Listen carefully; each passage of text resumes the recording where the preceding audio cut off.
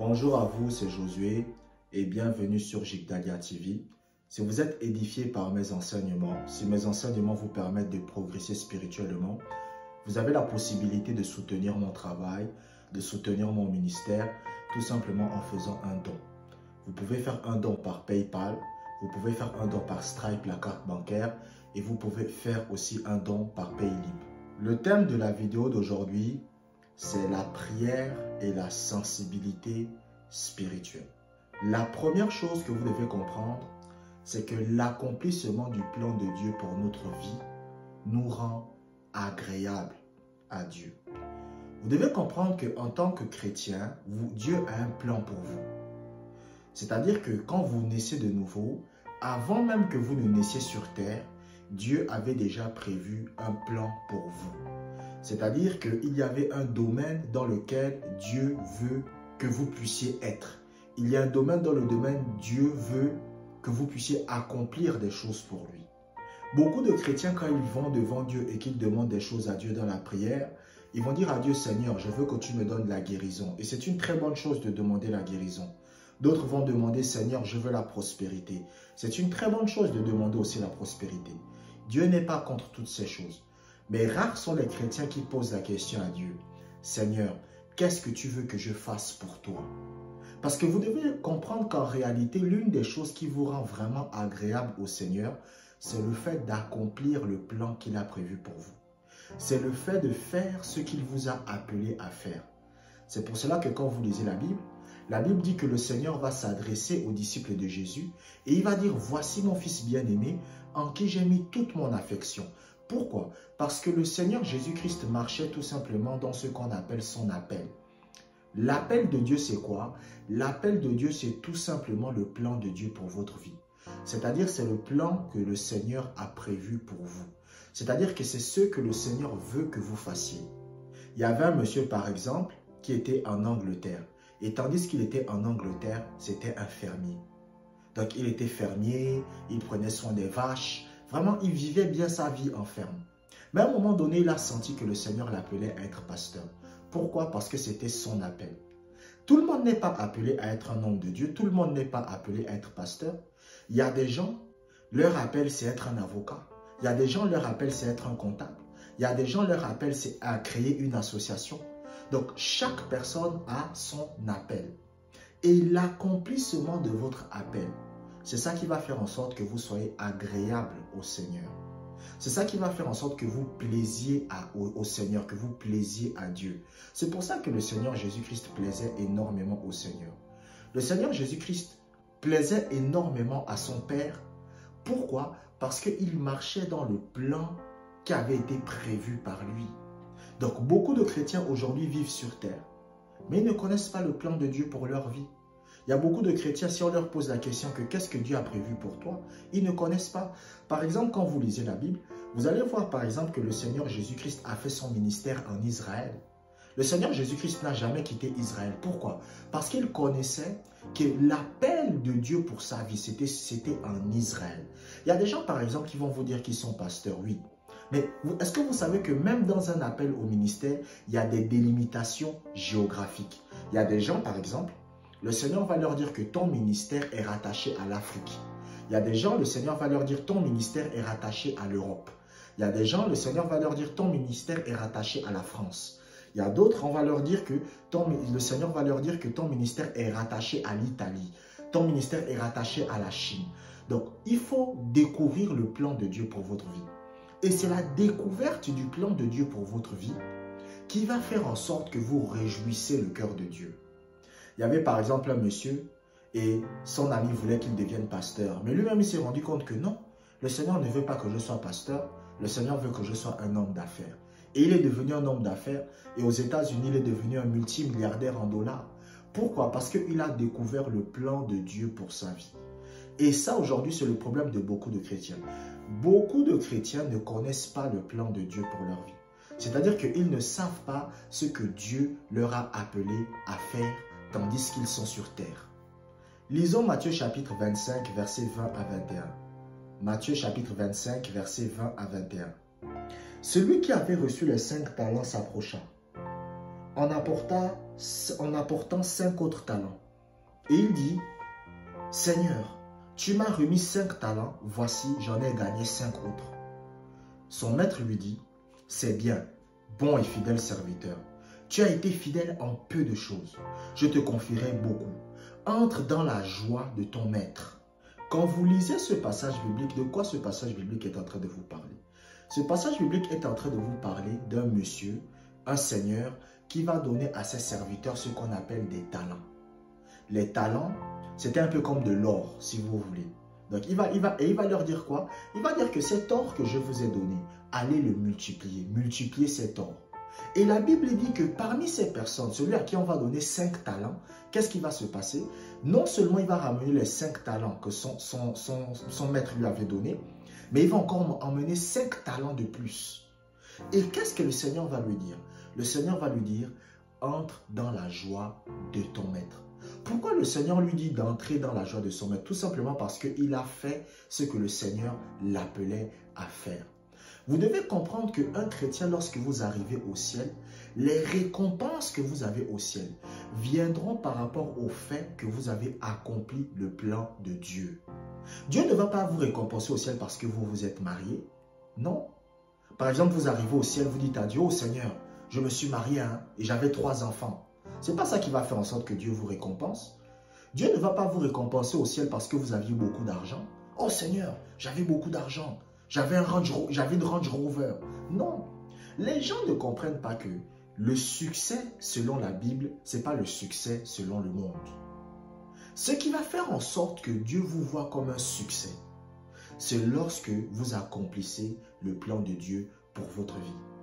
Lorsque vous regardez par exemple les Assemblées de Dieu de France, les Assemblées de Dieu de France ont été fondées par un homme de Dieu qu'on appelle Douglas Scott. Douglas Scott, c'était un Irlandais, donc c'était quelqu'un qui vivait en Irlande et normalement il était censé aller au Congo. Donc il était censé aller au Congo-Brazzaville pour prêcher l'évangile. Mais maintenant il a fait un détour en France pour apprendre le français. Puisqu'au Congo on parlait français. Donc il fallait qu'il apprenne d'abord à parler français avant d'aller au Congo. Donc il est arrivé en France et il a fait quelques mois. Mais après, qu'est-ce que le Seigneur lui révèle? Le Seigneur lui révèle qu'en réalité, moi je ne veux pas que tu ailles au Congo. Je veux que tu commences le ministère ici en France. Et c'est comme ça que Douglas Scott a commencé. Et c'est pour cela qu'aujourd'hui, vous voyez quoi? Vous voyez les Assemblées de Dieu de France aujourd'hui. Plus de 400 églises ou 500 églises à peu près. Mais tout ça, c'est venu d'un homme qui a écouté le plan de Dieu pour sa vie. Ce qui vous rend agréable au Seigneur, c'est le fait d'accomplir le plan que Dieu a prévu pour vous. Lisons Actes chapitre 13, versets 21 à 22. Actes chapitre 13, versets 21 à 22. Ils demandèrent alors un roi. Et Dieu leur donna, pendant 40 ans, Saül, fils de Kis, de la tribu de Benjamin. Puis, l'ayant rejeté, il leur suscita pour roi David, auquel il a rendu ce témoignage. J'ai trouvé David, fils d'Isaïe, homme selon mon cœur, qui accomplira toutes mes volontés. Lorsque vous lisez ce passage biblique, on est en train de vous parler d'Israël. La Bible dit quoi? La Bible dit qu'à un moment donné, ce qui va se passer, c'est quoi? C'est que Israël va demander un roi. Parce qu'à l'époque, Israël n'avait pas de roi. Dieu choisissait parmi Israël ce qu'on appelle un homme ou une femme pour devenir un juge. Donc, c'est-à-dire que c'est cette personne-là qui aura l'autorité d'un roi pendant un certain temps. Et après que cette personne meurt, Dieu allait choisir une nouvelle personne. Mais ils ont dit maintenant, non, nous on veut un roi comme les autres peuples. Et le premier roi qui va être choisi par le Seigneur, c'était Saül. Mais le problème, c'est que Saül n'accomplissait pas le plan de Dieu pour sa vie. C'est-à-dire que tout ce que le Seigneur lui révélait comme plan à accomplir, il n'accomplissait pas. Et qu'est-ce que la Bible va dire? La Bible va dire que Dieu va maintenant aller prendre un homme qu'on appelle David. Et il va dire que David, c'est l'homme selon son cœur, qui va accomplir toutes ses volontés. Pourquoi le Seigneur aimait tant le roi David? Malgré les erreurs qu'il a commises, malgré les fautes qu'il a commises, c'est parce que David marchait selon le plan de Dieu pour sa vie. David marchait selon le plan de Dieu pour sa vie. Et c'est ça qui vous rend agréable à Dieu. Ce qui vous rend agréable à Dieu, ce n'est pas le fait d'avoir beaucoup d'argent. Je ne suis pas en train de dire que le fait d'avoir beaucoup d'argent, c'est quelque chose de mauvais. Non, ce n'est pas mauvais. C'est une bonne chose. Quelqu'un qui veut se marier, c'est pas mauvais de se marier. Se marier, c'est une bonne chose. Quelqu'un qui va avoir des enfants, c'est pas mauvais d'avoir des enfants. C'est une très bonne chose. Mais si vous n'accomplissez pas le plan de Dieu pour votre vie, selon Dieu, vous avez échoué. C'est pour cela que vous allez voir des chrétiens qui roulent en Range Rover. Vous allez voir des chrétiens qui sont des médecins. Vous allez voir des chrétiens qui sont des comptables. Vous allez voir des chrétiens qui sont des coachs sportifs. Mais ils ne sont pas dans le plan de Dieu pour leur vie. Et comme ils ne sont pas dans le plan de Dieu pour leur vie, dans le monde, ils ont réussi. Mais en Christ, en Dieu, ils ont échoué.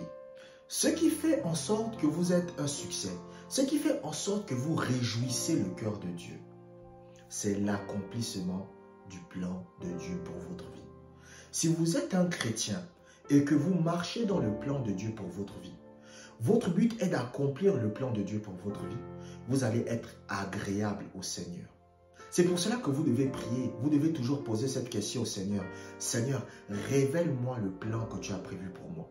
Révèle-moi ce que tu veux que je fasse. Tu m'appelles à être pasteur? Tu m'appelles à être homme d'affaires? Tu m'appelles à ouvrir une association? Tu m'appelles à être avocat? Révèle-moi le plan que tu as prévu pour moi avant que je ne naisse. Maintenant, la deuxième chose que vous devez comprendre, c'est que la prière nous rend sensibles spirituellement.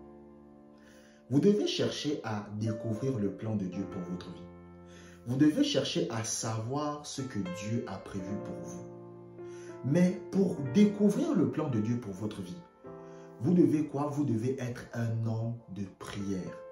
Le prérequis pour découvrir le plan que Dieu a prévu pour vous, c'est d'être un homme, d'être une femme de prière. Vous savez, je me rappelle, il y avait une dame qui m'avait contacté il y a de cela quelques temps. Cette dame m'avait contacté. Et cette dame me disait que frère Josué, je ne sais pas, j'ai fait un rêve.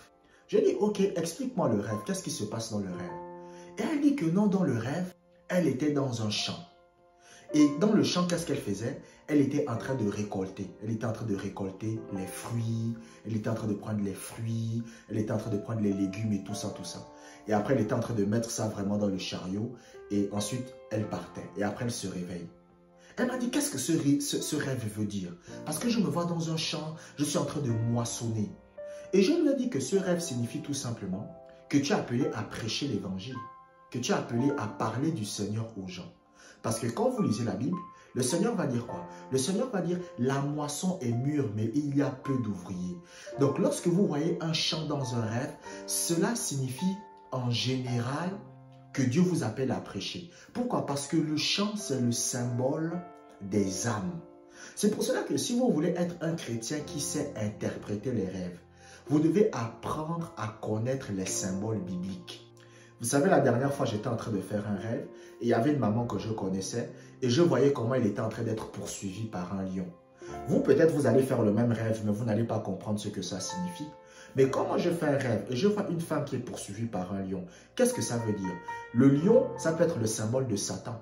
Parce que la Bible dit que le diable rôde comme un lion rugissant, cherchant qui il dévorera. Et ce lion-là voulait dévorer une maman que je connaissais. Mais après, dans le rêve, j'ai pris un fusil et j'ai tiré une balle dans la tête à ce lion. Et quelques temps après, il y a eu un témoignage qui est venu. Mais vous devez maintenant comprendre que pour connaître le plan de Dieu pour votre vie, vous devez être un homme de prière. Donc, beaucoup de chrétiens aujourd'hui, beaucoup d'enfants de Dieu aujourd'hui, pourquoi ils ont du mal à connaître le plan de Dieu pour leur vie? C'est parce que ce ne sont pas des hommes de prière, ce ne sont pas des femmes de prière. Vous devez comprendre que quand Dieu vous appelle, il vous révèle le plan qu'il a prévu pour vous progressivement. Moi, par exemple, lorsque je suis né de nouveau, j'ai senti un fort désir pour prêcher la parole.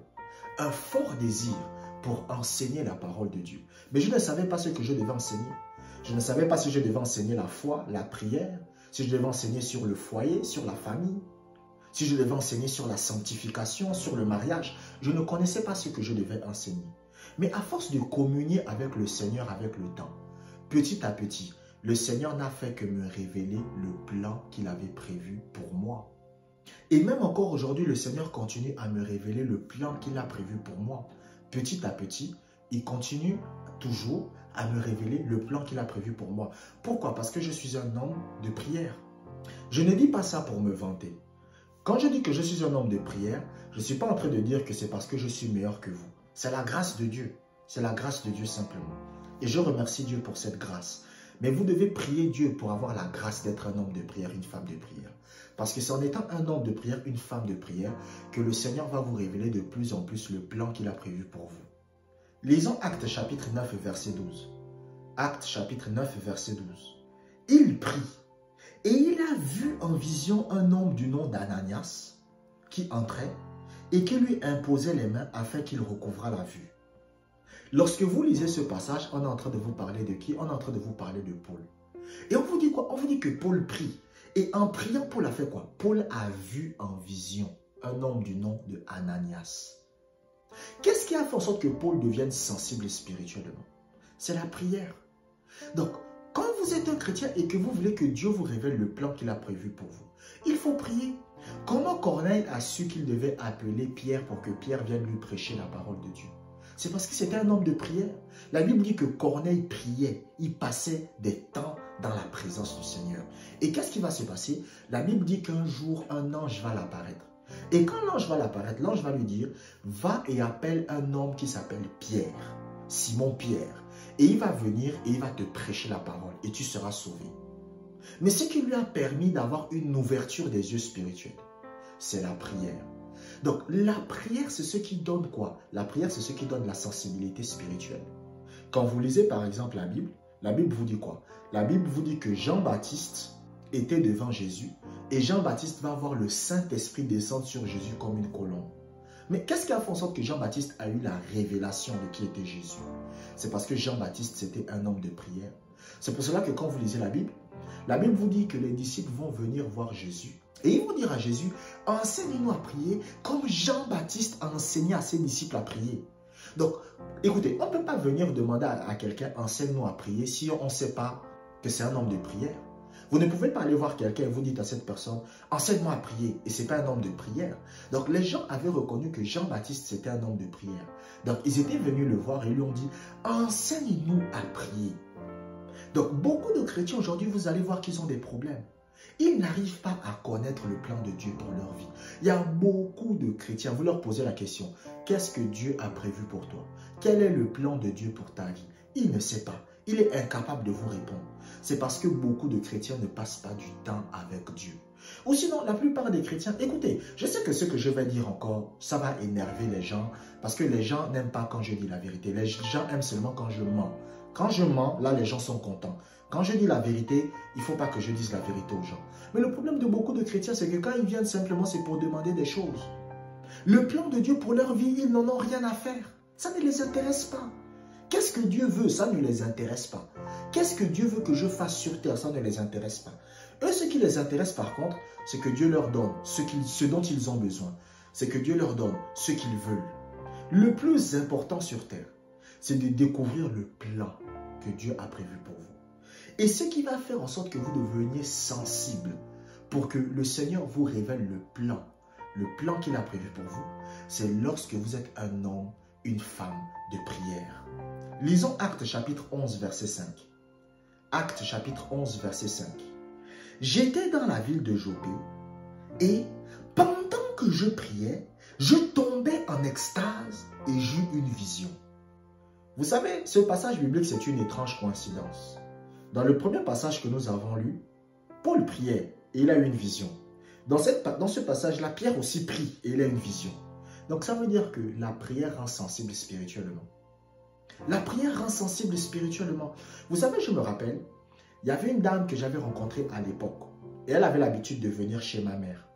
Donc, c'était la première fois que je voyais cette dame. Je ne savais pas qui elle était, ni son prénom, ni qui elle était. La première fois que je l'ai vue, j'ai dit à ma mère, cette dame-là, ce n'est pas une bonne personne.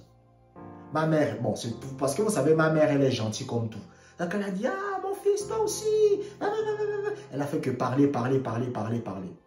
6 mois plus tard, elle m'a donné raison. 6 mois plus tard, elle m'a donné raison. Cette femme-là est partie raconter des mensonges sur elle, des choses vraiment bizarres, mauvaises. Pourquoi? Pourquoi j'ai pu détecter cette dame? C'est parce que je suis sensible spirituellement. Mais ma sensibilité spirituelle est venue de quoi? C'est venu du fait que je prie. Un jour, j'étais à la maison et qu'est-ce qui s'est passé? il y a un frère qui était venu pour dormir. Et ce frère, c'était un frère qui allait à l'église. Mais il pratiquait la sorcellerie. Pendant la nuit, je sens qu'il y a quelque chose qui ne va pas. Et pendant la nuit, je sens qu'il y a quelque chose qui ne va pas. Et je sens que quelqu'un m'embête. Je sens moi-même dans mon esprit qu'il y a quelque chose qui ne va pas. Il y a quelqu'un dans la maison qui est en train de faire des mauvaises choses spirituellement. Et pendant que je suis dans la vision, je dis au Seigneur, Seigneur, révèle-moi qui c'est. Et quand je dis au Seigneur, Seigneur, révèle-moi qui fait ça, je vois le visage de ce frère-là. Pourtant, c'était un frère gentil, qui payait les croissants, qui payait vraiment les pains au chocolat, mais il pratiquait la sorcellerie. Bien aimé, vous savez, nous on a vu des gens qui pratiquaient la sorcellerie, qui ont avoué de leur bouche, on ne pouvait même pas s'imaginer ça. Vous savez, je me rappelle à l'époque, lorsque j'étais dans l'église de mon père dans la foi, parce que mon père dans la foi voyait que je me développais vraiment rapidement, spirituellement, il m'avait donné la responsabilité des jeunes. Et parmi les jeunes, il y avait un garçon zélé, vraiment, on dit Jésus-Christ est Seigneur. Mais plus tard, quand on a découvert 2 mois après qu'il pratiquait la sorcellerie, j'étais étonné. Lui-même, il avouait de sa bouche. Et il prenait le sang des poulets, c'est-à-dire que lui il prenait le sang des poulets et il venait verser ça devant l'église pour envoûter les gens. Donc parfois même pendant qu'il était dans l'église, il envoûtait les gens pour que les gens puissent avoir le sommeil et tout ça. Mais j'étais surpris. C'est pour cela que parfois il y a des gens qui pratiquent la sorcellerie, vous ne pouvez pas vous imaginer qu'ils pratiquent la sorcellerie. Maintenant, je ne suis pas en train de vous dire de tomber dans la paranoïa. Mais qu'est-ce qui va vous faire, qu'est-ce qui va vous rendre sensible spirituellement? C'est quand vous êtes un homme, quand vous êtes une femme de prière. Je ne parle pas de quelqu'un qui prie devant tout le monde, non. Je parle de quelqu'un qui passe du temps seul avec Dieu, dans la prière. Plus vous passez du temps avec Dieu, plus vous passez du temps avec le Seigneur, plus vous passez du temps dans la prière, dans la présence de Dieu, à prier, plus vous allez devenir sensible spirituellement et plus le Seigneur va vous révéler le plan qu'il a prévu pour vous. Maintenant, la troisième chose que vous devez comprendre, c'est que Dieu nous guide par le témoignage intérieur. L'un des premiers moyens par lequel le Seigneur va vous guider et vous parler, c'est ce qu'on appelle le témoignage intérieur ou ce qu'on appellera plus communément l'intuition. Vous savez, par exemple, vous allez remarquer que dans le monde, ils n'emploient pas le terme témoignage intérieur, mais ils vont employer le terme intuition. Pourquoi? Parce que l'intuition et le témoignage intérieur, c'est simplement la même chose. Qu'est-ce que c'est qu'une intuition? Une intuition, c'est une information que vous avez, mais vous ne pouvez pas expliquer comment vous l'avez. C'est comme l'histoire que je vous ai racontée tout à l'heure par rapport à ma mère et la dame qui venait à la maison. J'ai vu comment cette dame arrivait à la maison. Je ne connaissais cette dame ni d'Adam ni d'Ève. Je ne connaissais même pas son prénom. Mais quand je l'ai vue la première fois, j'ai su que cette dame est une mauvaise personne. Pourtant, c'était quelqu'un de très gentil. Elle n'a posé aucun acte méchant. Mais dans mon esprit, je sentais en moi-même que cette dame, cette personne, cette dame est une mauvaise personne. Mais comment j'ai fait? C'est ce qu'on appelle l'intuition. L'intuition, c'est des informations que vous obtenez dans votre esprit, mais vous ne savez pas comment vous le savez. Par exemple, quelqu'un vous propose un poste de travail. Il y a une personne qui vous dit que non, j'aimerais que tu viennes travailler dans telle entreprise avec moi et tout ça, tout ça. Et vous avez envie d'aller travailler. Vous sentez vous-même que je ne dois pas aller travailler avec cette personne, mais vous allez quand même. Après, la personne vous escroque. Et après, vous-même, vous sentez que dans mon cœur, je sentais qu'il y avait quelque chose qui me disait ne t'associe pas à cette personne. C'est ce qu'on appelle l'intuition. C'est ce qu'on appelle le témoignage intérieur. Et c'est le premier moyen par lequel Dieu vous guide. Je me rappelle, à l'époque, il y avait une fille que je draguais et qui était très belle et très attirante. Et je draguais cette fille-là, je voulais de cette fille-là. Donc je draguais cette fille, je fréquentais cette fille. Et cette fille, elle disait qu'elle était chrétienne, elle priait et tout. Mais dans mon esprit, je sentais qu'il y avait quelque chose qui n'allait pas. Dans mon esprit, je sentais qu'il y avait quelque chose qui n'allait pas. Et après, par la grâce de Dieu, j'ai découvert qu'en réalité, ce n'était pas une fille qui avait réellement la crainte de Dieu. Ce n'était pas une fille qui craignait vraiment le Seigneur. Mais je l'ai senti dans mon esprit. Donc la fille voulait que je m'engage avec elle. La fille disait que non, vraiment engage-toi. Mais je sentais moi-même que je ne dois pas m'engager. Je ne dois pas m'engager. Je ne dois pas m'engager. Je ne dois pas. Je sentais ça. J'avais envie de m'engager, mais quelque chose me disait ne t'engage pas aussi. Et quand j'ai refusé de m'engager, un mois plus tard, c'est là que j'ai découvert qu'en réalité, cette fille-là, ce n'était pas une fille qui avait la crainte de Dieu. Mais comment j'ai fait pour savoir ça? C'est le témoignage intérieur. c'est l'intuition. Et c'est le premier moyen par lequel Dieu vous guide. Kenneth Hagin, il raconte qu'un jour, il était dans sa chambre et il avait été invité par un pasteur à venir prêcher la parole de Dieu. Et tandis que Kenneth Hagin était là, il était en train de préparer le message, mais il sentait lui-même que c'était pas bon. Il sentait lui-même que c'était pas bon. À un moment donné, qu'est-ce qui va se passer? Il va avoir une vision de Jésus. Et le Seigneur Jésus-Christ va lui dire, moi, je n'ai pas envie que tu ailles prêcher dans cette église. Parce que ce pasteur-là, il va rejeter ton message et il va te traiter de faux prophète. Après, Kenneth Hagin va lui dire, mais il fallait me dire ça depuis. Le Seigneur va lui répondre, le Seigneur va lui dire, mais je t'ai donné le témoignage intérieur. Je t'ai donné l'intuition. Toi-même, tu sentais en toi-même que tu n'avais pas envie d'aller là-bas. Toi-même, tu sentais en toi-même qu'il y avait quelque chose dans ton cœur qui te disait, ne va pas dans cette église-là pour prêcher. Mais le problème, c'est que tu as voulu insister. Donc, beaucoup de chrétiens, en réalité, éviteraient beaucoup de problèmes s'ils apprenaient à écouter le témoignage intérieur dans leur esprit. Par témoignage intérieur, j'entends quoi? J'entends l'intuition. Parce que le témoignage intérieur et l'intuition, c'est la même chose. Si les chrétiens apprenaient à écouter le témoignage intérieur, si les chrétiens apprenaient à écouter leur intuition, il y a beaucoup de problèmes qu'ils allaient éviter. Pourquoi? Parce que c'est par le témoignage intérieur, c'est par l'intuition que le Seigneur nous guide premièrement. Lisons Luc chapitre 2, verset 27. Luc chapitre 2, verset 27. Il vint au temple poussé par l'Esprit. Lorsque vous lisez ce passage biblique vous parle d'un homme qu'on appelle Siméon. Je vous restitue le contexte. Et Siméon, le Saint-Esprit lui avait révélé qu'avant qu'il ne meure, il allait voir le Messie. C'est-à-dire qu'il allait voir Dieu dans un corps humain. Et c'était qui? C'était Jésus-Christ. Maintenant, qu'est-ce qui va se passer? La Bible dit que Siméon est allé au temple poussé par le Saint-Esprit. Donc, ça veut dire que ce n'est pas lui-même. Donc, Siméon sentait lui-même que je dois aller au temple. Je dois aller au temple. Je dois aller au temple. Il pensait que ça venait de lui. Il s'est levé, il est allé au temple. Mais la Bible dit que c'était poussé par le Saint-Esprit. Comment le Saint-Esprit vous pousse? C'est par l'intuition. Un jour, il y avait un pasteur qui était en train d'implanter une église dans une certaine ville.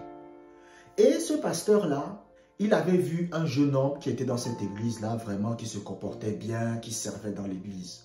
Et il voulait établir ce jeune homme-là comme pasteur assistant de cette église. C'est-à-dire que parfois, quand il va voyager, quand il va aller dans d'autres endroits, ce pasteur assistant-là, c'est lui qui va gérer l'église pendant qu'il n'est pas là. Mais il sentait dans son esprit qu'il ne devait pas le faire. Il n'avait pas la paix. Et ça, c'est l'un des signes. Vous devez comprendre que quand vous faites quelque chose et que Dieu ne veut pas que vous le fassiez, l'un des signes, c'est que vous perdez la paix. Ça, c'est l'un des signes. Si par exemple, moi, j'ai envie de me marier et je rencontre une fille, et dès le moment où je rencontre cette fille et que je fréquente cette fille, je n'ai plus la paix. C'est l'un des signes qui me montre que Dieu ne veut pas que je me mette avec cette fille. Dès que je fais quelque chose, dès que je suis en train de chercher à faire quelque chose et que je perds la paix, c'est l'un des signes qui me montre que Dieu n'est pas dans ce que je suis en train de faire.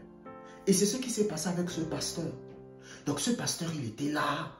Lui-même, il sentait, il n'avait pas la paix. Il sentait lui-même qu'il ne devait pas mettre ce gars-là.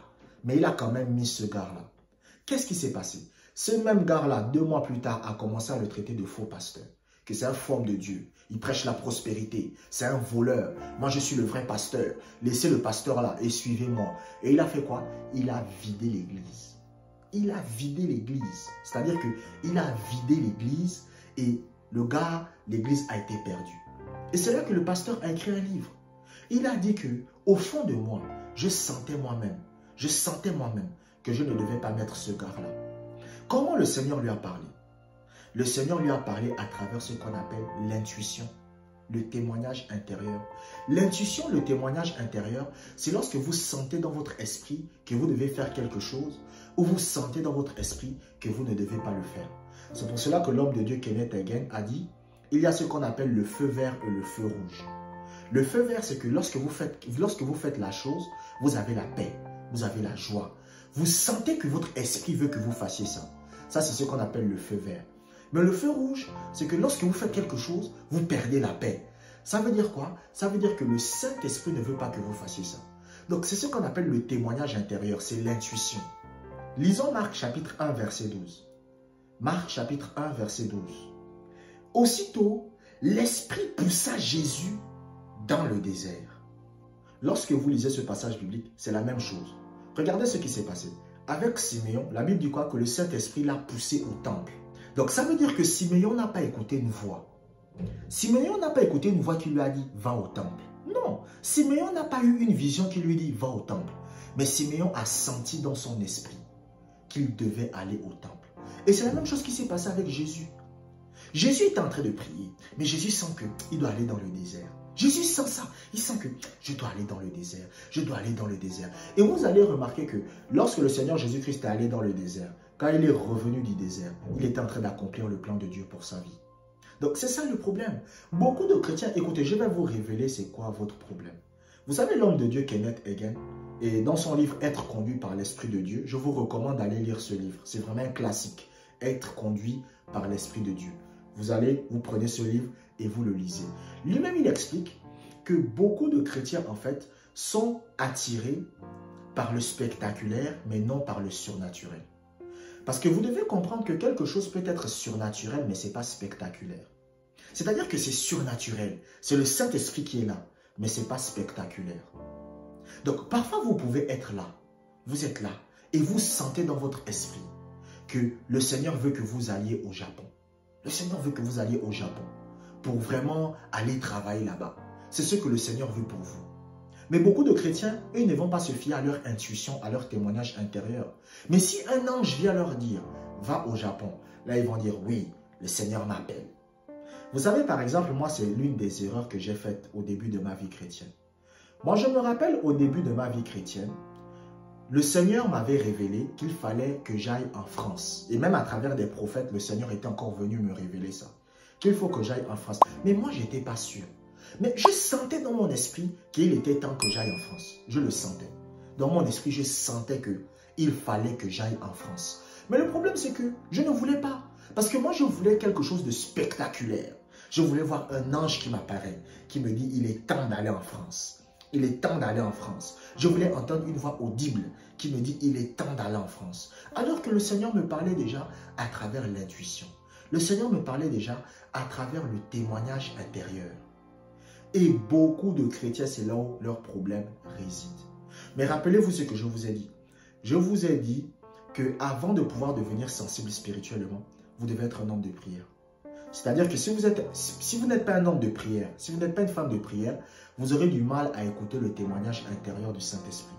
Mais quand vous êtes un homme de prière, quand vous êtes une femme de prière, le témoignage intérieur du Saint-Esprit sera facile pour vous. Je vous remercie d'avoir écouté cet enseignement jusqu'à la fin. Abonnez-vous pour des prochaines vidéos et que la grâce du Seigneur soit avec vous.